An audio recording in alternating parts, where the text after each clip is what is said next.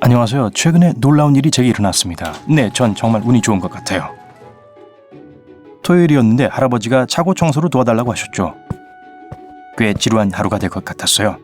제게 무슨 일이 일어날지 전혀 모른 채 말이죠. 상자를 정리하다가 우연히 오래된 계산기를 발견했습니다. 아직도 작동되는지 확인하고 싶어서 새 배터리를 넣고 계산기를 켰더니 모든 게 다 사라졌어요.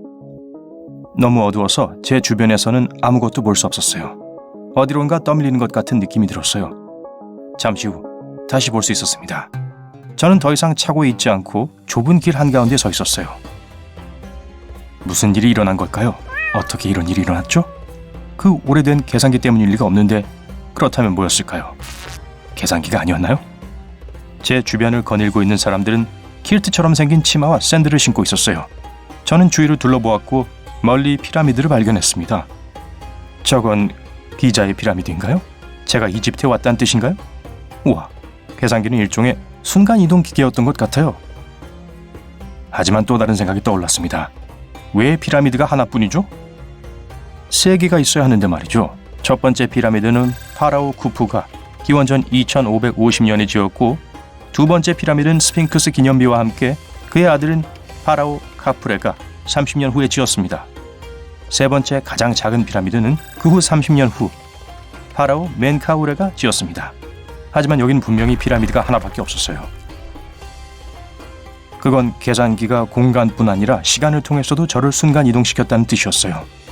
계산기가 아니라 타임머신이었고 전 기자의 대피라미드 중 하나만이 지어졌던 기원전 2550년경에 어딘가에 있는 거였죠.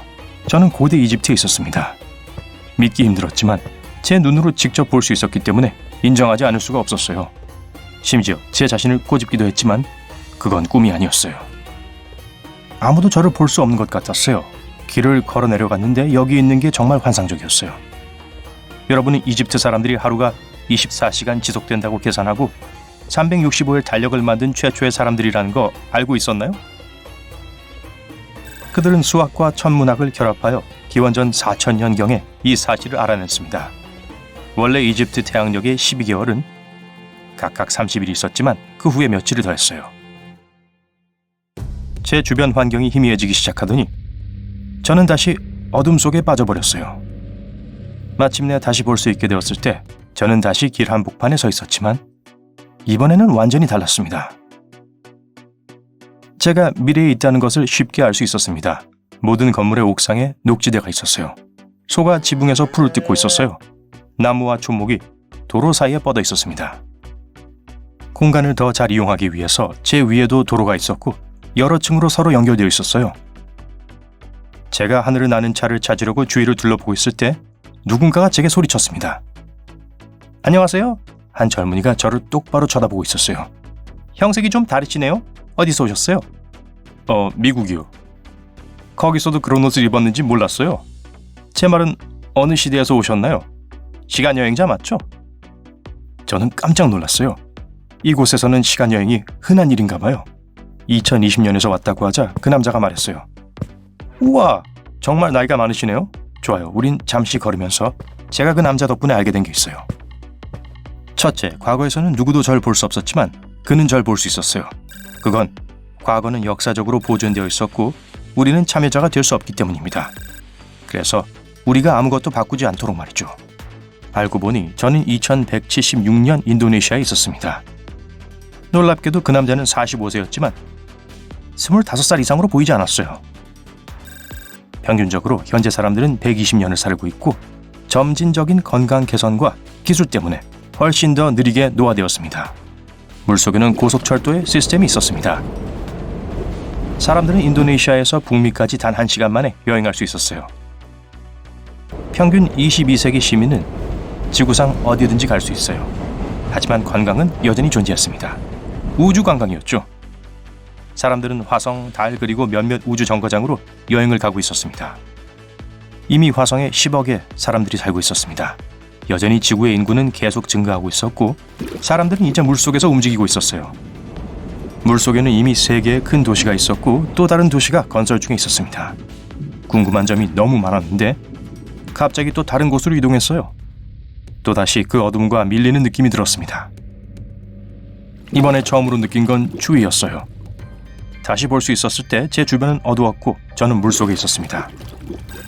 체온이 떨어지고 저체온증이 나타나기까지 최대 1시간밖에 없어요. 이 여행이 오래 걸리지 않고 타임머신이 몇 분 후에 저를 또 다른 곳으로 끌고 가기를 바랬어요. 그래도 모험을 할 수는 없었어요. 저는 물 밖으로 나가는 방법을 알아내야 했어요. 근처 육지를 찾으려고 했지만 잘 보이지 않았어요. 그때 불빛이 보였습니다. 수백 미터 떨어진 곳에서 거대한 배가 다가오고 있었어요. 저는 여전히 미래에 있기를 바랬어요. 그래야 배에 탄 사람들이 저를 보고 구해줄 수 있을 테니까요. 하지만 그때 제 모든 희망을 산산조각내는 무언가를 발견했습니다. 그 배는 물속에 있는 어두운 물체, 즉 빙산으로 향하고 있었어요. 그 배는 타이타닉이었어요. 전 제가 어디 있는지 정확히 알고 있어요. 1912년 4월 14일 밤 11시 40분경 대서양이었습니다. 전 타이타닉호가 침몰하는 것을 목격할 찰나였어요. 제 심장은 미친 듯이 뛰었고 심지어 제가 물속에 있다는 사실도 있고 빙산에 빠르게 접근하는 배를 응시했습니다. 저는 역사를 바꾸기 위해 뭔가를 하고 싶었지만 아무것도 할 수 없었어요. 하나, 둘, 셋, 37을 셌을 때 무언가 부서지는 소리가 들렸어요. 충돌, 역사가 이루어지려는 순간이었어요. 배가 계속 앞으로 나아갔지만 저는 그 배가 목적지에 도착하지 않을 거라는 걸 알았어요. 제 주변의 모든 것이 흐릿해졌어요. 무거운 마음으로 새로운 곳을 여행하게 되었죠. 저는 다시 육지에 있었습니다. 그곳은 한낮이었고 더웠습니다. 차라리 다행이었어요. 왜냐하면 저는 춥고 젖어 있었기 때문이죠. 전 열대우림처럼 보이는 곳에 있었습니다. 하지만 어느 시대인지 심지어 어느 대륙인지 단서가 없었습니다. 저는 탐험하기로 결심하고 떠났습니다.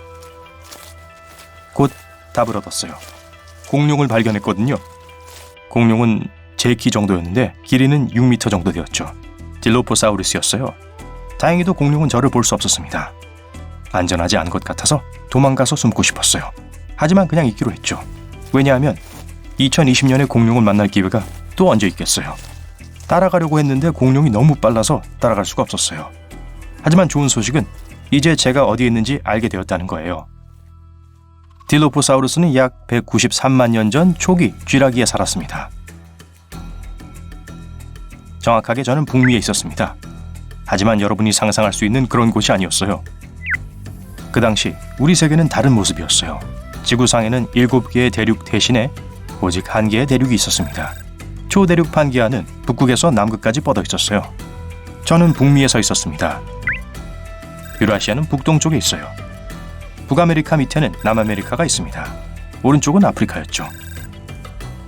그 밑에는 남극 대륙, 호주, 그리고 인도가 있었어요. 네, 인도는 2020년 위치에 도달하기 전에는 유라시아에서 멀리 떨어져 있었습니다. 상상해보세요. 만약 대륙이 분열되지 않았더라면 인도는 꽤 추운 나라가 됐을 거예요. 저는 판기아에 있었습니다. 하지만 대륙이 분열하는 과정은 이미 시작되었습니다. 북아메리카는 대륙의 다른 지역으로부터 멀어지고 있었고 1년에 2.5cm 움직이고 있었습니다. 그래도 2020년 위치에 도달하려면 수백만 년이 더 걸릴 거예요. 그리고 21세기에도 대륙은 항상 움직였습니다. 저는 숲속을 계속 돌아다녔는데 네, 꽤 무서웠다는 걸 인정할게요. 거대한 날아다니는 곤충, 1m 길이의 도마뱀 같은 이상한 동물들과 온갖 종류의 공룡으로 가득 차 있었습니다. 그 이름을 다 기억할 수 없었어요. 제가 기괴한 생물체를 연구하고 있을 때 거대한 곤충 중 하나가 제 머리를 통과해 날아갔습니다. 모든 것이 어두워졌고 저는 다시 이동했어요. 눈을 떠보니 차고에 있었고 계산기의 배터리가 다 떨어졌어요. 할아버지께서 들어오시더니 잘하고 있는지 물으셨어요. 저는 계산기를 보여드리고 그게 뭔지 물었어요. 계산기? 라고 할아버지가 대답하셨어요. 그게 다예요? 그냥 계산기요? 다른 장소로 데려가지 않나요? 말한 대로야. 그냥 계산기. 하지만 전 제 여행이 실제로 있었던 일이라는 걸 알았어요. 그리고 할아버지도 계산기의 비밀을 알고 계실 거라고 생각했죠.